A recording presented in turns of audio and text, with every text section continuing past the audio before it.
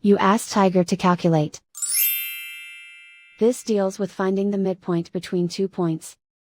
The midpoint between the 2 points is 52, negative 32.5. Let's solve it step by step.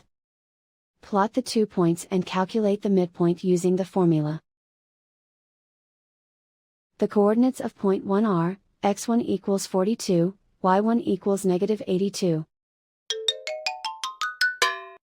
The coordinates of point 2 are, x2 equals 62, y2 equals 17.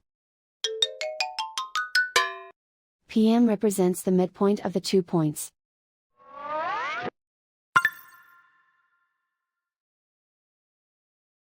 Use the x values in the midpoint formula to find the midpoints x. x1 equals 42.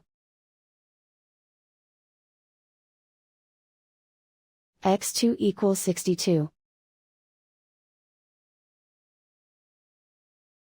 Simplify the arithmetic.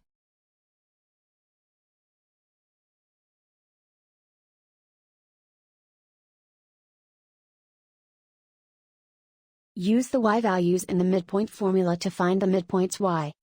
y1 equals negative 82. y2 equals 17. Simplify the arithmetic.